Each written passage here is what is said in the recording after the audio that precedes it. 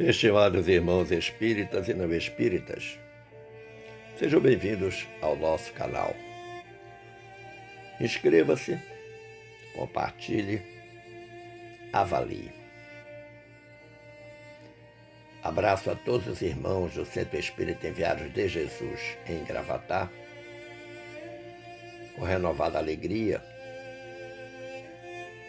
e desde já agradecendo a presença de todos e desejando uma boa noite para todos nós.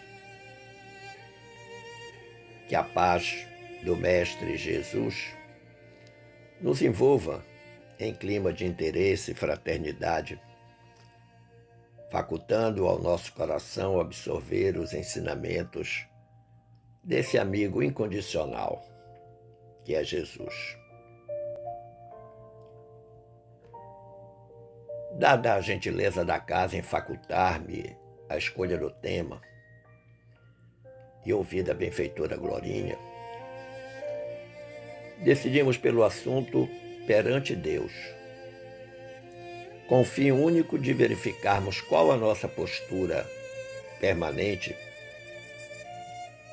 perante o Criador da vida. E a esse propósito, manda-lhes dizer a benfeitora Glorinha, como nos sentimos perante Deus? Confortáveis? Ou a nossa consciência nos alerta dos equívocos praticados e nos sentimos desconfortáveis? O que Deus representa em nossa existência? Por certo, responderemos: tudo. Mas será? E aí vem a primeira pergunta. O que significa estar diante de Deus? Eu creio que você está consciente de que nada do que sentimos, pensamos, falamos e fazemos escapa à observação divina. Mas vem a segunda pergunta. Por conta disso, você se sente vigiado?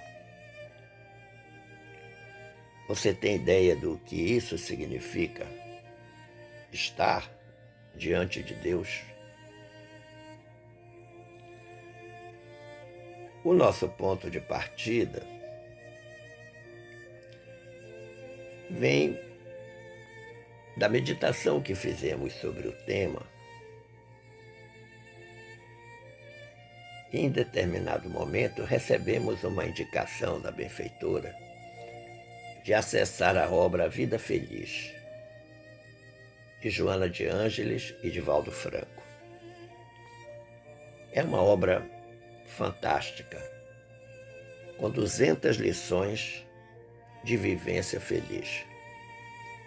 Claro que essas lições exigem compromissos de estudo, fidelidade, comprometimento, dedicação, planejamento, avaliação, sem dúvida. Tudo em nossa existência deve ser avaliado permanentemente, sem o que malbaratamos a ideia de progresso espiritual. Mas lá na obra da Joana de Ângeles, com o Divaldo Franco, Vida Feliz, a última lição da obra, a de número 200, inicia dizendo: agradece a Deus a tua existência. E aí a benfeitora do Divaldo Franco oferece 7 caminhos desse agradecimento, ou para esse agradecimento.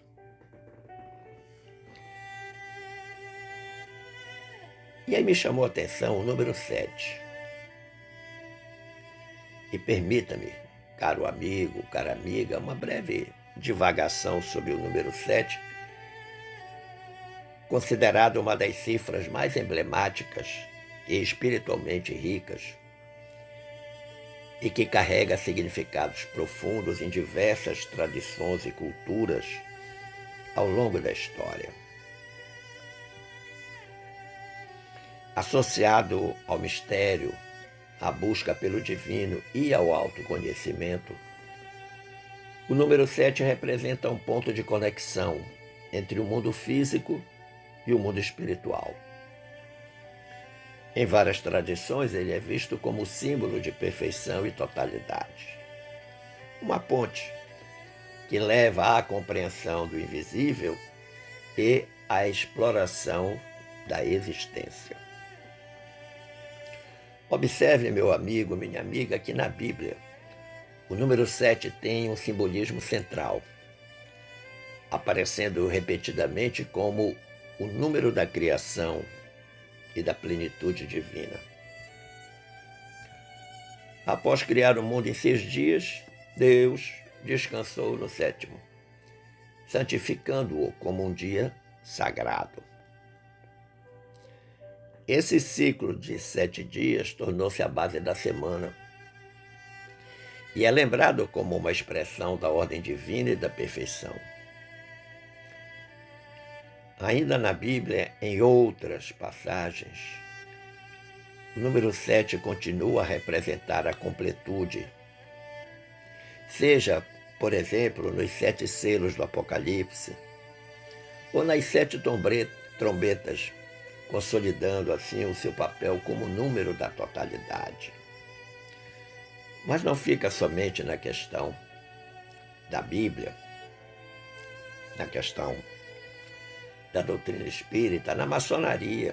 Sim, na maçonaria, o número 7 é reverenciado como símbolo de iluminação e conhecimento oculto. É um número que está associado ao progresso espiritual e ao desenvolvimento pessoal, refletindo a busca pela verdade escondida por trás das aparências e pela evolução da alma. Na espiritualidade, de um modo geral, o número 7 é considerado sagrado e divino. Ele é visto como um elo que conecta a intuição humana à sabedoria universal. Nas práticas espirituais, ele simboliza a capacidade de percepção elevada e a conexão com as dimensões superiores. Isso, por exemplo, se reflete no sistema dos 7 chakras, os centros energéticos da tradição hindu, que representam o alinhamento físico, mental e espiritual e que é necessário para atingir a plenitude e o equilíbrio. Ele aparece também como um número da sorte, ou ainda mágico, nas histórias e nas lendas, sendo visto como um guardião de segredos e um símbolo de força espiritual. Essa energia do número 7 favorece a introspecção e o desenvolvimento da intuição, incentivando práticas como a meditação, como o retiro espiritual, que ajudam o indivíduo a entrar em contato com a sua sabedoria interior e a buscar respostas para as questões mais profundas da vida. Superadas essas explicações acerca do número 7, que eu considerei muito interessante quando fui pesquisar, vamos à contribuição de Joana de Ângeles, lá na obra Vida Feliz. Agradece a Deus a tua existência, os 7 caminhos que ela nos oferece. Primeiro, louva-o através de uma vivência sadia. Então, louvar a Deus através de uma vivência sadia. Em nossa língua portuguesa, louvar significa enaltecer com palavras. Do ponto de vista religioso e mais particularmente do ponto de vista espírita, esse significado vai além das palavras, pois Joana indica para todos nós o modus operandi desse louvor quando cita uma vivência sadia. Então a recomendação é louvar a Deus através de uma vivência sadia. Então você pode perguntar: o que é ser sadio espiritualmente. Diria eu que é ter um espírito saudável, ou seja, que se desenvolve com base nos postulados religiosos de sua crença. No caso do Espiritismo, se desenvolve com base no Evangelho de Jesus, dos postulados da doutrina espírita. O segundo caminho oferecido por Joana de Ângeles, em agradecer a Deus a existência, é exalta-lhe o amor por meio dos deveres retamente cumpridos. Olha que interessante. Ela está dizendo que quando nós cumprimos todos os nossos deveres com a mais absoluta retidão, nós estamos exaltando o amor de Deus. E aí, nesse caso, a ferramenta são os deveres, a qualidade serem retamente cumpridos e a consequência é a exaltação do amor. Nós aprendemos na instrução do Espírito Lázaro, constante no capítulo 17 do nosso Evangelho segundo o Espiritismo, que o dever é a obrigação moral da criatura para consigo mesma, em primeiro lugar, e em seguida para com os outros. Lázaro diz ainda que o dever é a lei da vida, e com ele, com o dever, deparamos nas mais ínfimas particularidades como nos atos mais elevados. E Lázaro diz assim: aqui quero falar apenas do dever moral e não do dever que as profissões impõem. Olha que interessante. E ele diz mais: o dever é o resumo prático de todas as especulações morais. É uma bravura da alma que enfrenta as angústias da luta. O dever é austero e brando, pronto a dobrar-se às mais diversas complicações. Conserva-se inflexível diante das suas tentações. O homem que cumpre o seu dever ama a Deus mais do que as criaturas e ama as criaturas mais do que a si mesmo. Fantástico. Esta colaboração do Espírito Lázaro. Terceiro caminho oferecido por Joana. Dignifica-o, sendo-lhe um servidor devotado e fiel. Dignificar a Deus, sendo servidor devotado e fiel. No dia 24 de abril de 2023, o médium Divaldo Franco psicografou uma mensagem dessa benfeitora, Joana de Ângeles, lá no Centro Espírita Caminho da Redenção, em Salvador, na Bahia, sob o título Devotamento e Abnegação, já que o caminho oferecido por ela, o terceiro caminho, é ser um servidor devotado e fiel. Pois bem, em 2023, disse a Joana, através da pena mediúnica do Divaldo Franco: o devotamento ao dever impõe lealdade e perseverança nas lutas de superação das paixões inferiores. E a abnegação abre o caminho para a vivência da caridade em todas as suas expressões, demonstrando a grandeza do amor. Olha que interessante. Melhor impossível, não é? Essa compreensão do devotamento ao dever. Porque Joana está apresentando, ou apresentou nessa mensagem lá, do dia 24 de abril de 2023, duas ferramentas essenciais para esse devotamento: lealdade e perseverança. O servidor devotado é leal e perseverante. Lealdade, aliás, é uma virtude que parece que está em baixa ultimamente. Lealdade é uma decisão do coração, enraizada no caráter, de manter-se coerente em suas atitudes para com os outros. Isso é lealdade. Quando tomamos a nossa decisão, quando assumimos um compromisso com Deus, precisamos ter lealdade.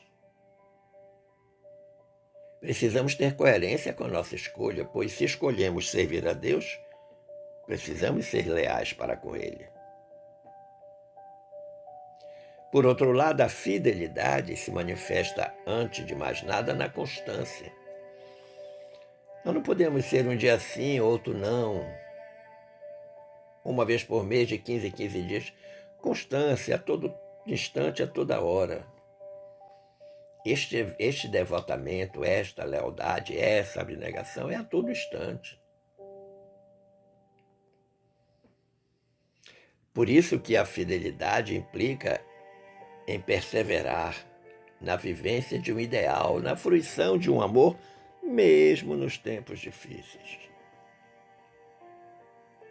A fidelidade é justamente a virtude que viabiliza a permanência e a fixação de todas as outras virtudes.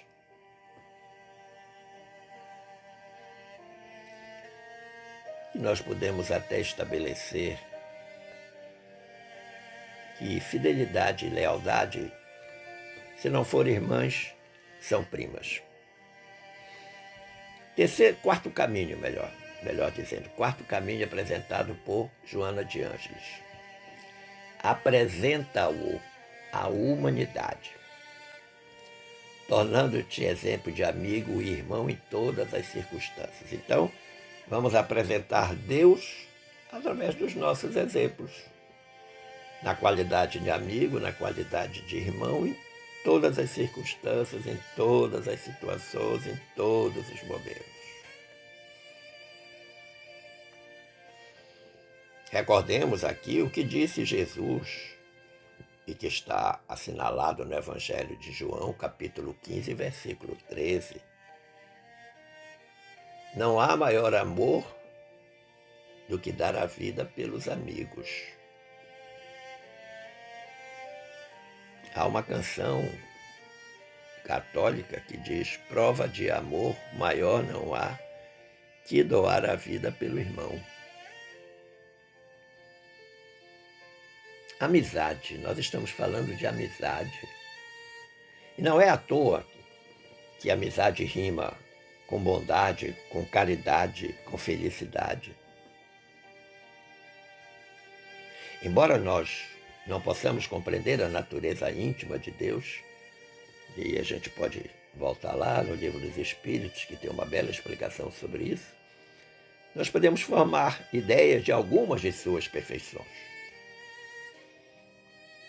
E é melhor compreendermos a proporção que nos elevamos da matéria, entrevendo essas perfeições pelo pensamento. Sobrelevamos.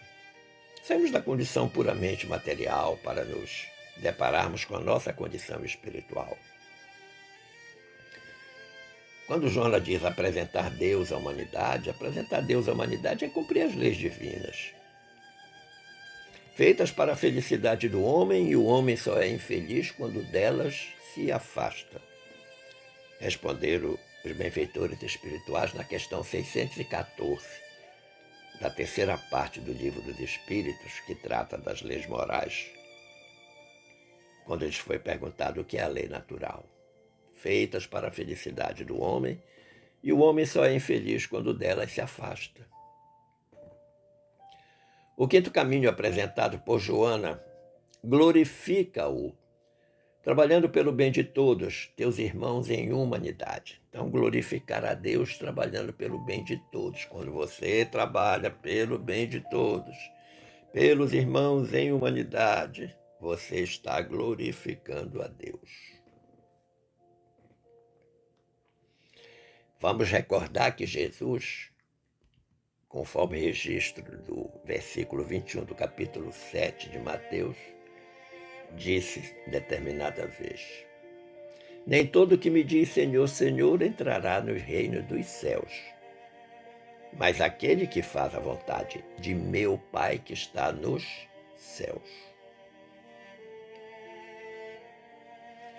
Fazer a vontade do Pai que está nos céus é exatamente Fazemos isso quando trabalhamos pelo bem de todos, quando somos fraternos, caridosos, amigos verdadeiramente mais que amigos, irmãos.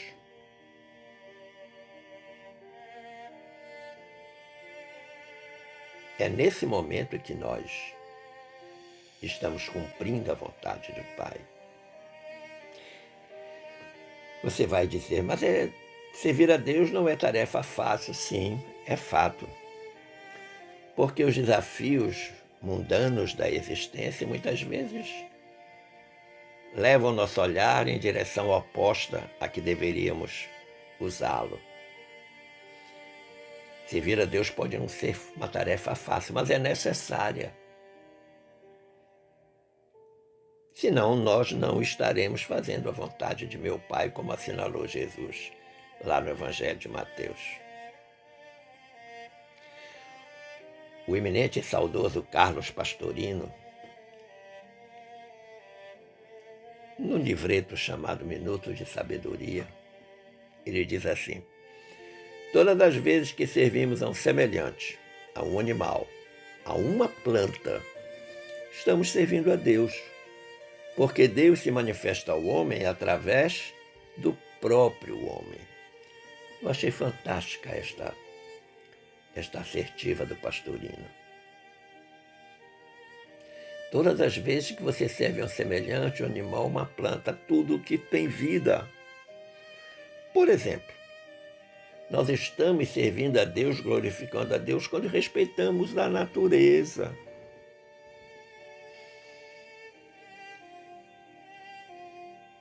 Tem forma mais bonita do que glorificar a Deus no respeito à natureza por Ele criada?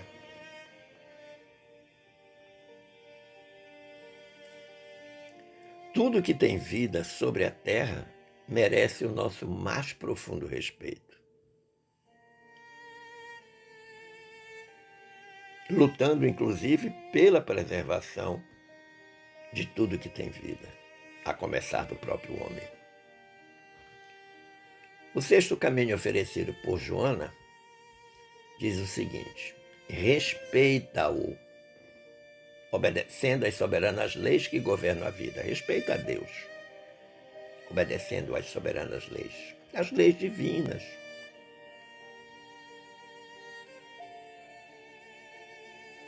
A obediência às leis de Deus e o acatamento das determinações daqueles que Ele coloca no nosso caminho como orientadores na presente existência. Pai, mãe, nossos familiares queridos, nossos professores, nossos mestres, nossos superiores no trabalho, nossos irmãos da casa espírita ou da religiosidade que nós praticamos. São virtudes que nós devemos conquistar. Nós encontramos no Evangelho significativos exemplos de obediência, e o maior de todos deles é o do próprio Jesus, obedecendo aos desígnios de Deus quando encarnou entre nós. Quando suportou, por exemplo, o fim da existência, crucificado. Mas nós temos outros exemplos além de Jesus. Nós temos, por exemplo, Maria, recebendo com infinito amor o Filho querido. Nós temos o próprio José, pai de Jesus, no seu desvelo protetor. Nós temos os magos do Oriente que recebem e obedecem à divina revelação e buscam Jesus. Nós temos os próprios apóstolos do Mestre, quando acatam e praticam os ensinamentos de Jesus. A obediência aos pais, aos professores, aos patrões e a todos a quem servimos ou devemos respeito, não significa fraqueza ou falta de personalidade. Não, muitos pensam dessa forma, mas significa coragem, significa desprendimento e, acima de tudo, a compreensão do que é a vida e a compreensão das nossas próprias necessidades.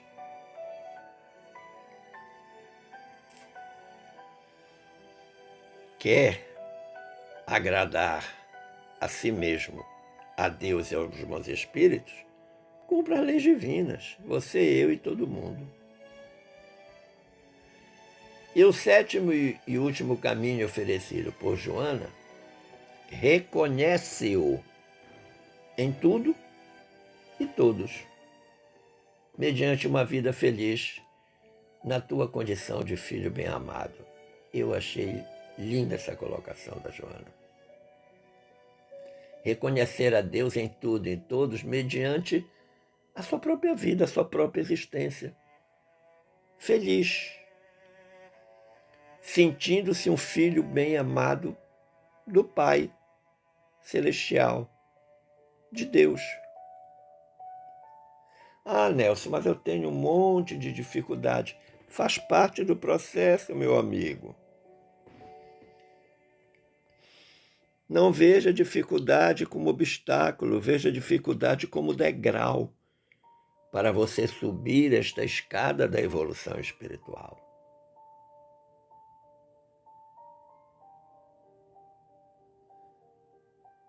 O respeito à vida, em suas múltiplas expressões, creio eu, constitui o mais fiel reconhecimento de Deus em tudo e em todos. E que casa mais ou menos com aquilo que o pastorino falou. Todas as vezes que servimos a um semelhante, a um animal, a uma planta, estamos servindo a Deus. Essa sétima recomendação da Joana casa exatamente com isso.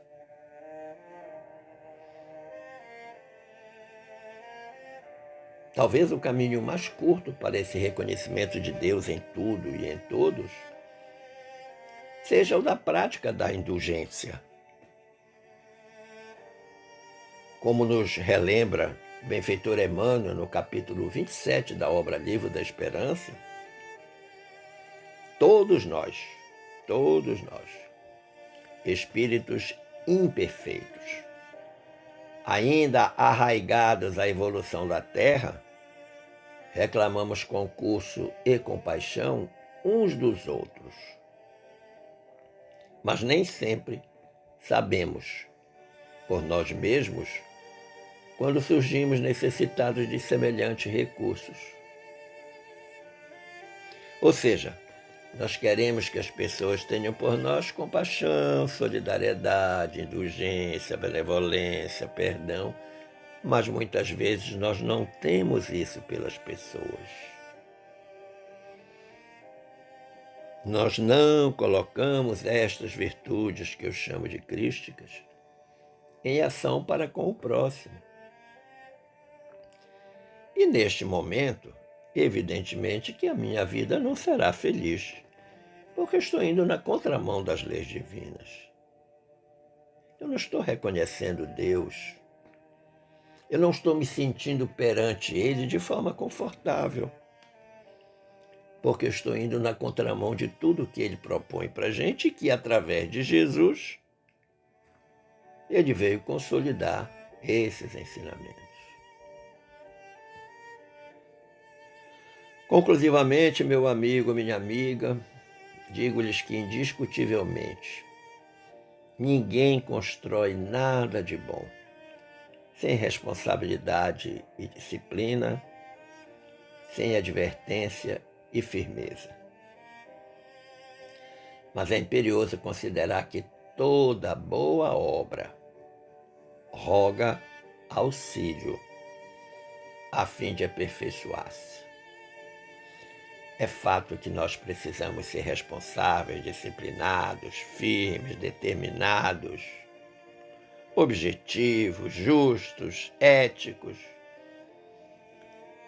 Mas apesar de possuirmos todas essas ferramentas, nós sempre precisaremos do auxílio do Pai, do auxílio de Deus, para nos aperfeiçoarmos naquilo que fazemos. E neste momento, perante Deus, nós estaremos confortáveis. Esperando ter contribuído para o entendimento deste tema e agradecendo o carinho da atenção